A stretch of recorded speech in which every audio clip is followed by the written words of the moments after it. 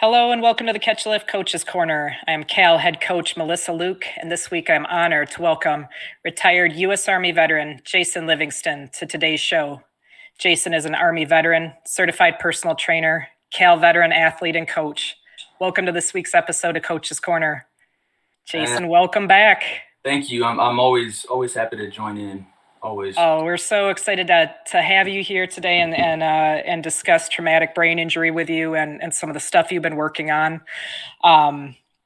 So just kind of to give everybody a heads up, before we kind of get into today's topic, we're going to be talking about traumatic brain injury, or TBI.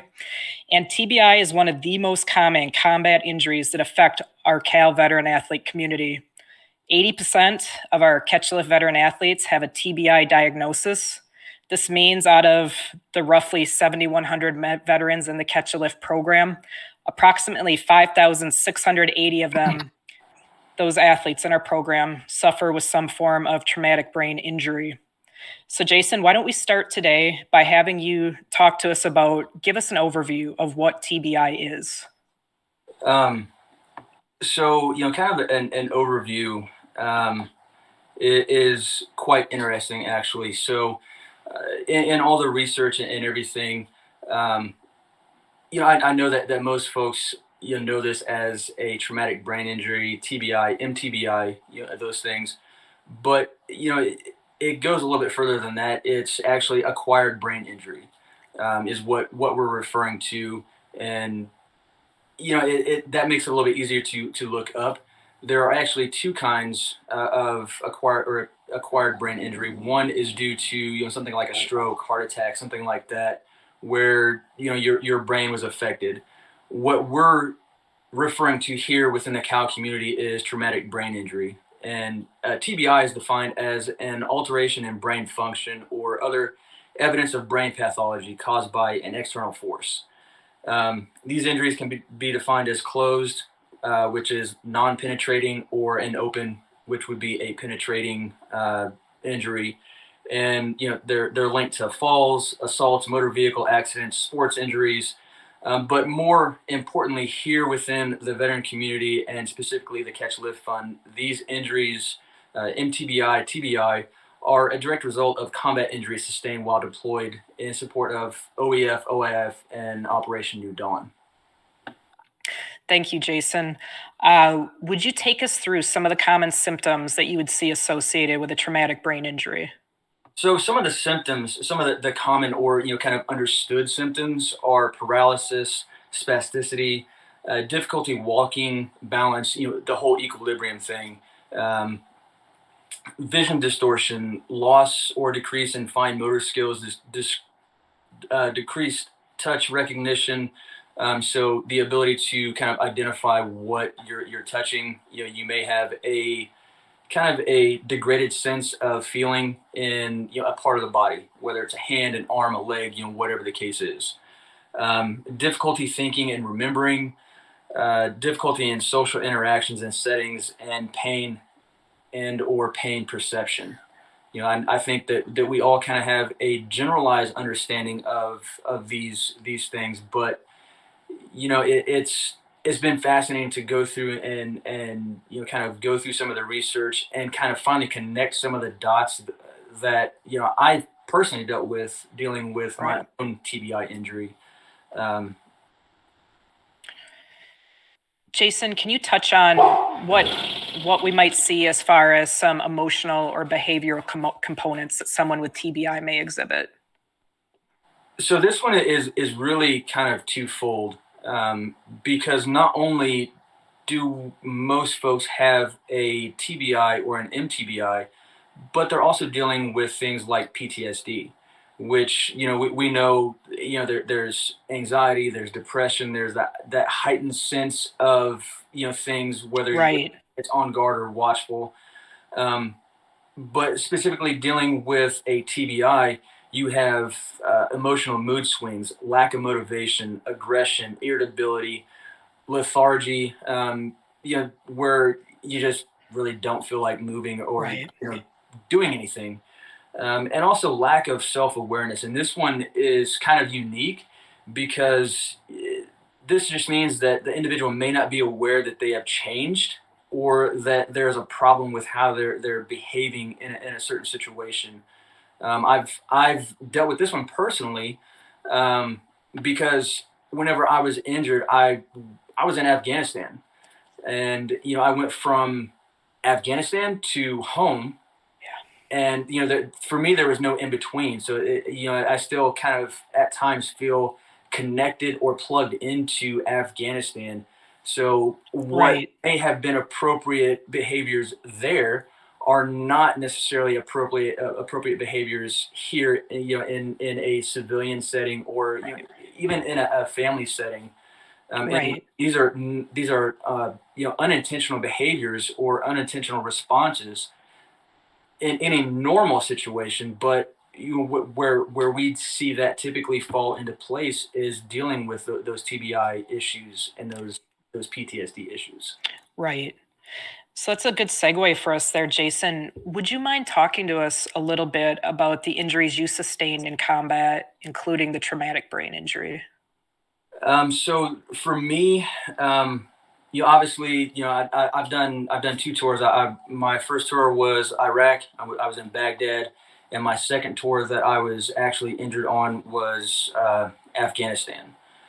Um, so besides the bumps and bruises and stuff that you get on a regular deployment, things like that, my injury, what I have been told, because I don't remember the events surrounding that, or kind of what happened. I've seen the pictures and all that, but we were 20 days from rip out, leaving Afghanistan, and the enemy, they miraculously got mortars for their mortar tube that's been sitting there all deployment. Um, so what happened is they dropped incoming rounds onto our JCOP. I was in the vicinity of approximately 4 rounds that were dropped. I took shrapnel to the left side of my neck at the base of my skull. Um, with that impact to the back of my skull and the blast exposure, the right side of my head was smashed against the building that I was next to. So I sustained two head traumas simultaneously in the same injury. Um, so from what I have been told and explained, I guess from my wife, uh, I was medevac to launch stool, and I was in launch stool for a little while, and they released me to my wife and said that until I regain more, I guess, cognitive functioning, that there wasn't anything else that they could do there for me. I was literally given to my wife, and she said it was like having a full grown toddler, um, which is very frustrating on both sides. For myself, Right. for my wife and family. Um, so that's kind of the injury in a nutshell from what I know. Of course, I don't know anything else beyond that. Right. So let's talk now about physical fitness and its effects on TBI. Jason, from your research, everything that you've been learning about, what kind of effect does exercise have on traumatic brain injury? So, physical exercise after a TBI, it's received a lot of attention as a cost-effective, non-invasive, and practical rehabilitation tool. I would really like to emphasize that. It's a practical and non-invasive. Right. As far as cost-effective, that just goes into whether or not you're getting a gym membership, or kind of what modality of fitness you're in. So that's kind of non-bearing on the discussion topic, but preclinical research has also shown that post TBI exercise can increase cerebral growth factor levels, reduce uh, apoptosis related processes, promote neurogenesis, neuronal survival and regeneration, the reduction of the lesion size, uh, modulate inflammatory responses, reduce and improve cerebral blood flow. Kind of less is known potential effects for cognitive recovery after a TBI. Um, things like memory, attention, executive functioning impairments. They're all common and can negatively affect performance, whether that's work or home life, um, social situations, things like that. And it can disrupt the quality of life for the individual. Absolutely. Something that was a big goal for Catch a Lift in 2021 was creating an extensive adaptive section within our landing zone. And the landing zone is the proprietary website that all of our Cal veteran athletes have access to. Um, Jason, talk to us about working on adaptive landing zone, but specifically the TBI section, and why, as a team, we felt there was a need to develop a training program specifically that would deal with TBI. Kind of one of the first things that I want to kind of touch on, and this kind of goes back to our previous topic. Um, One thing I want to say is kind of what it means for the veteran athlete is the sooner that they can return to physical activity, the sooner that they can start reconnecting some of these disrupted processes that happen as a result of a TBI. Um, as far as what it was like to develop the program, you touched on it whenever you opened up. 80% of our athlete community is affected by this. So I think what we have close to 7,100 veterans in our program, which is roughly 5,700 veterans that are affected by a TBI diagnosis. What I would like to point out is that no TBI is the same. Right. You could have the same. You could be in the same vehicle. You could have got hit by the same IED, but we have 5,680 different TBI Yeah. injuries, and that's the way you have to look at it. Um, with such a large number of our athletes being affected, by this injury, we have to have we have to work towards an understanding not only how this injury affects the athlete in daily life, but how it affects them while they are exercising, regardless of the modality of fitness. Right. Um, we have to further understand how to implement safe and beneficial changes or modifications to athletes to their new biomechanical movement patterns. And this is something that I know that we'll cover, but kind of the nature of a TBI is it's a direct disruption of the signals coming from the brain, whatever part of the brain is affected, and sending those signals out to your body. And that's going to affect how you act, your range of motion, things like paralysis and spasticity can all come into play there. Um, Jason, Jason, touch on us here before we go any farther. How did you develop this program? What has went into this for you actually developing this TBI program? uh, First, a lot of research. Um, Suffering from a TBI myself, um, actually two, if you want to be technical, but having a TBI that I've dealt with, I've been affected by this, and I know others that have been affected by it. So it's been a unique challenge to be able to kind of piece some of those things together and kind of find what works. So some of these principles that I've included into the training program I've been working on for the past year and a half. It started with a small idea. I know that we've discussed this in the past that um, I had issues, with the right side of my body. I having issues with, feeling muscle contraction or it responding how Right. the left side would, and that's just that disruption from the nerves not, having that full connectivity or that disruption. So it started, about 18 months ago for me with a small idea of how can I make this change? How can I adapt this to work for me?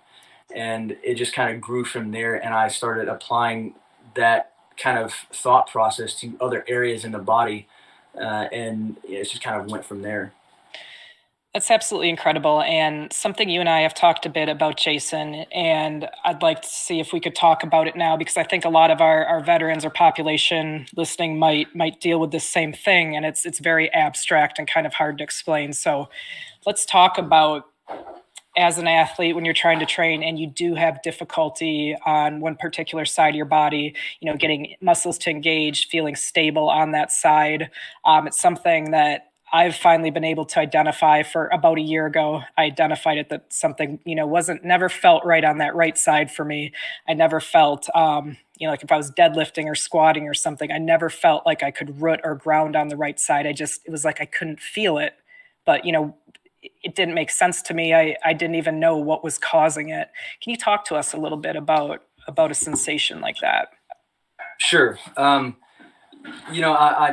very much, like I said, I identify with that because for me, it was more specific to my upper body. So my arm, my chest, my shoulder. It seemed like no matter how hard I tried to get that side to work or get that side to feel the same way, it just never Yep, did. exactly. Yep. It was like you said, there's a disconnect there somewhere, and it's frustrating because you're like, man, I'm doing everything right. I know Yeah. I'm Yep. right. I'm checking my form.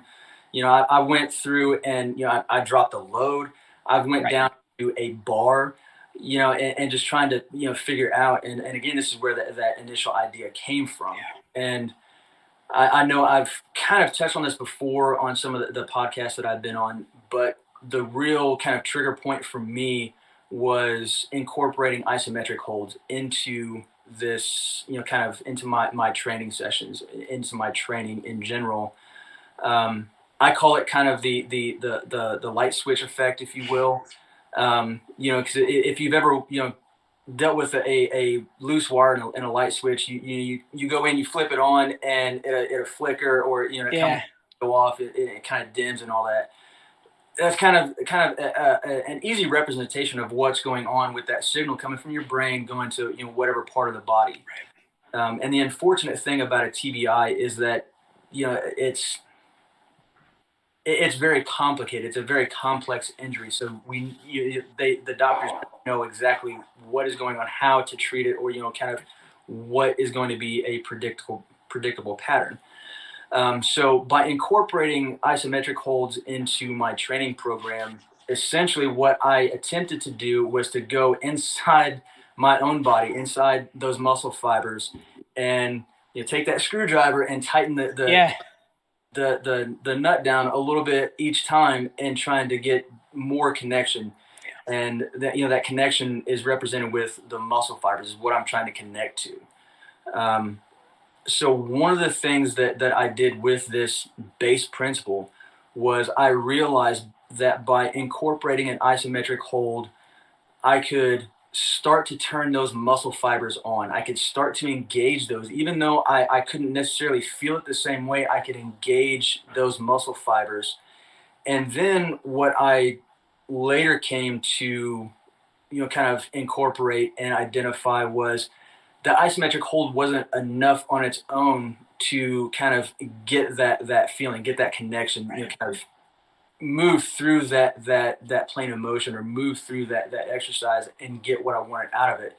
So I started incorporating things like compound lifts afterwards. So I would superset them together, and it gave my muscles enough time to engage and turn on before I went into that sort of that classic heavier exercise, or that compound lift, such as like a Right. press, a dumbbell press, or overhead press, whatever the case is.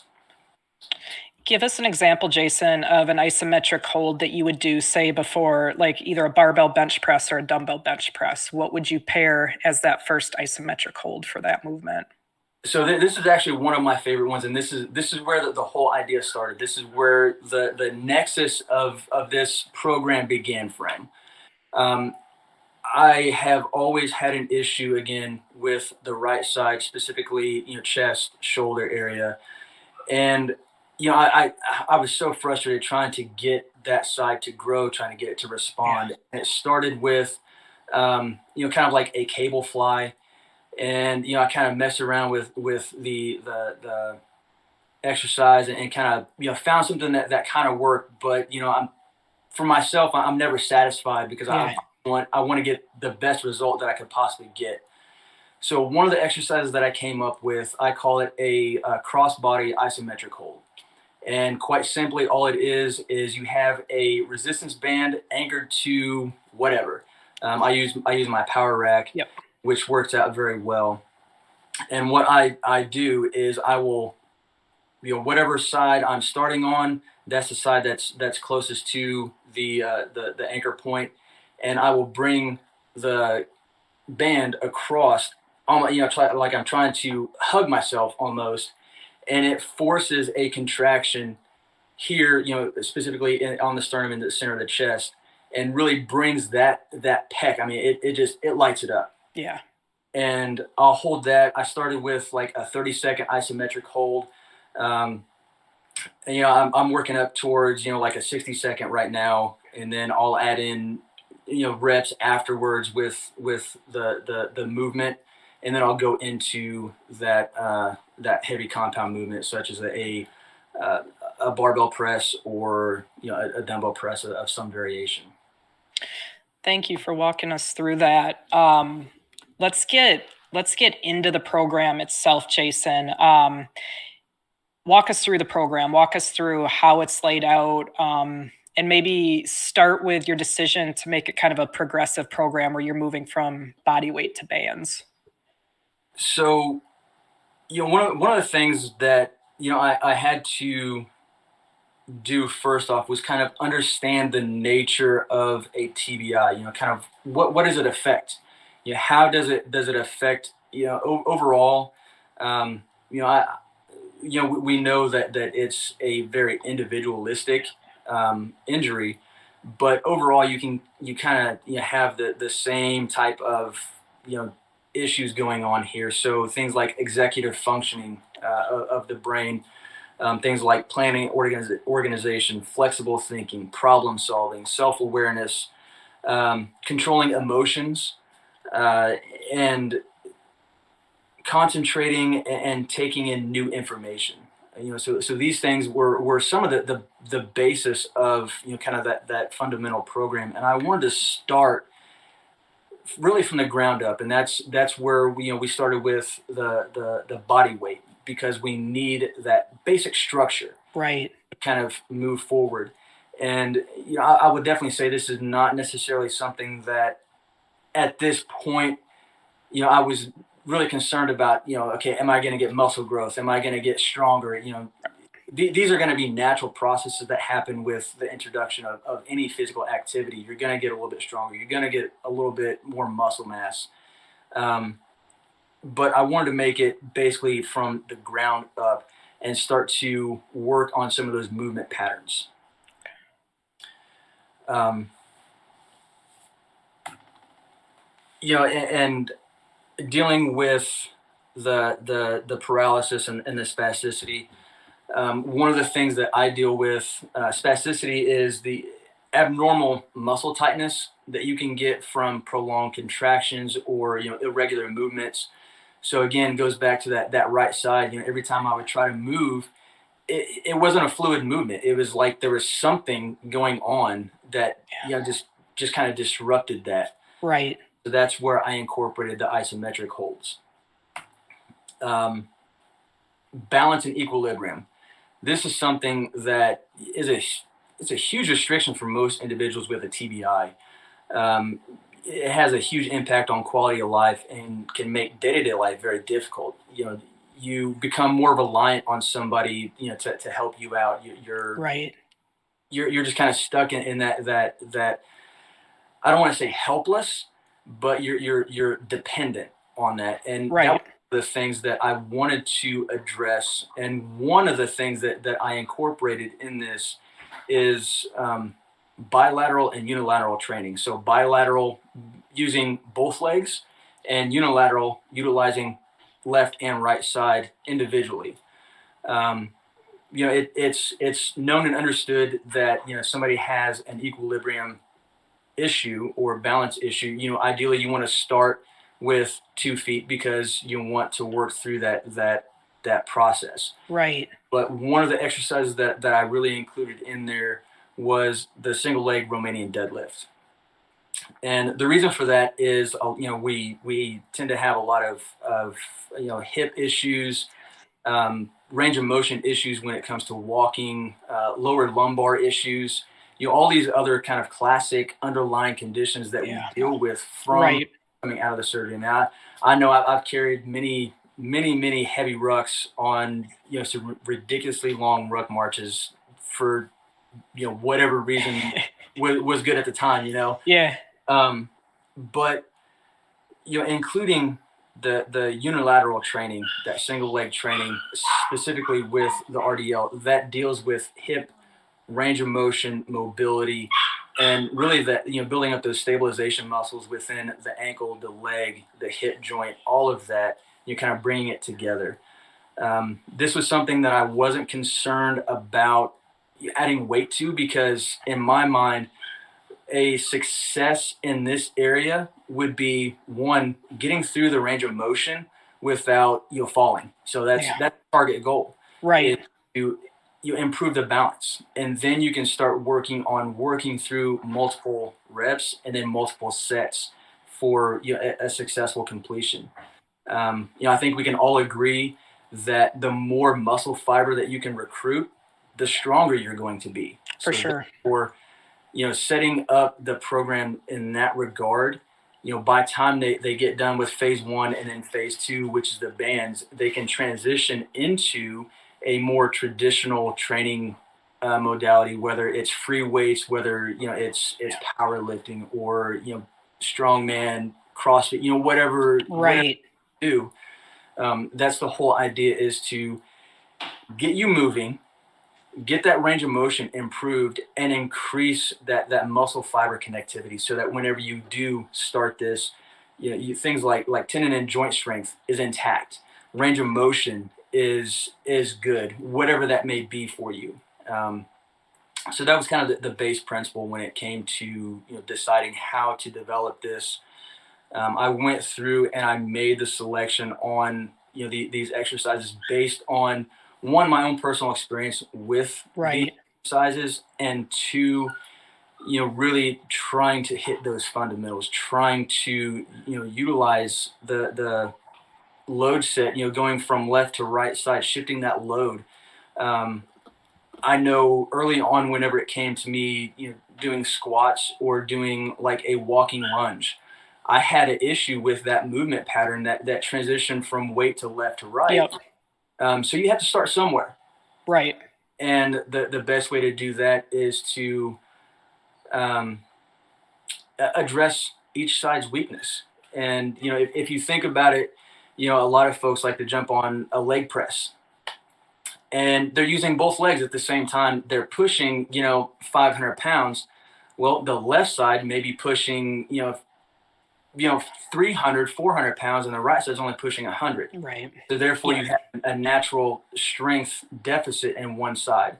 So by bringing that weak side up, you can increase the amount of weight that you're doing. You can increase that endurance. You can increase that strength. So that was the kind of the fundamental thought in that regard. So, Jason, I want you to touch on the PNF stretching you added to the beginning of the program and the importance of it and to actually do it. I know a lot of times, and I'm as guilty of this as anybody, right? You get a program, warm up stretches, that type of thing. It can be very easy just to kind of, push that to the side, and I want to get right into this. Talk to us about those PNF stretching and the importance of it. So PNF stretching is just a form of static and dynamic stretching. Um, so I've seen a few different videos of people going through stretching, and they crouch down, they do the ankle hop thing, and they're bouncing. That's all fine and great. However, what I'll say to movements like that is, you can potentially set yourself up for injury. PNF stretching is basically, you're going to start in a movement pattern.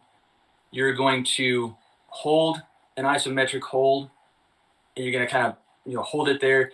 And then you're going to relax and then re-stretch again, trying to get further range of motion. So if you're having issues with, say, hip mobility, something like that, and you're doing a hip stretch, something like that, you're going to go as far as you can comfortably into that stretch position. You're going to hold, nice, easy stretch, and then you're going to relax, come out of it, and then you're going to stretch a little bit further. And the goal behind this is to improve range of motion through further stretching. And by doing that, you kind of eliminate those jarring movements that, that quick, I'm going to, yank my arm this way and I'm going to stretch it out. You know, Right. you have to kind of take a look at that, and you want the muscle fibers to do what they do. You want them to relax. You want them to stretch. You want them to elongate so that they can move.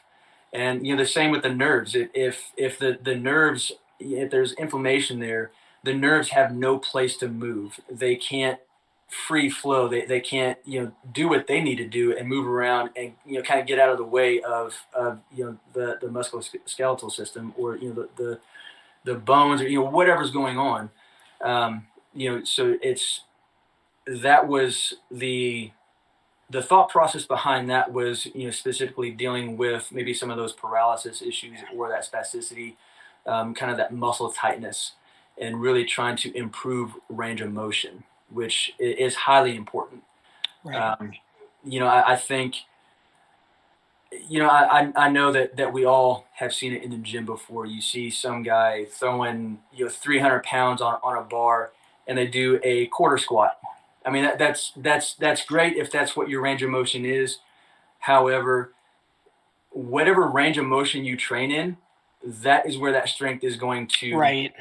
is going to be. And if you never train outside of that, you're never going to reach your full strength capabilities. So you want to increase that range of motion so you can increase more muscle fiber and increase your overall strength. So by addressing some of these range of motion issues, you come out of the program stronger. Excellent. Jason, what advice do you have for veterans who will be beginning this program? One of the things that I've had to do from day one, and I've shared this before. Whenever my wife came to me and she was like, "Look, I don't care what you do, you need to find some way to fix yourself, fix whatever you have going on," and that was me, starting with either 5 pounds, 10 pounds, an empty bar, whatever the case Right. is. It does not matter the weight on the bar. That's an irrelevant Yeah. concept. If you don't have range of motion, if you don't have movement, you can lift 800, 900 pounds in a single repetition, and that doesn't mean anything. It doesn't mean you're strong. It just means you can do it. Yeah. What we need to look at is humbling yourself a little bit, taking it back, learn these basic movement patterns, and kind of get to know your own body again. And that's something that I found very, very, very, very valuable. Is kind of the Arnold's principle of mind muscle connection. Yeah.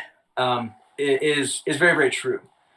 I've been able to help myself along the way by learning my body again, and that's something that struggling with TBI is very important.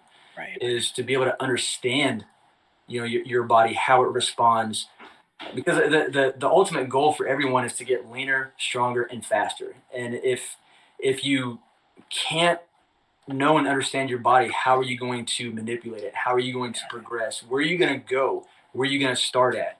These are all questions that I asked myself whenever I started doing this. How can I make this better? How can I become stronger? How can I become faster?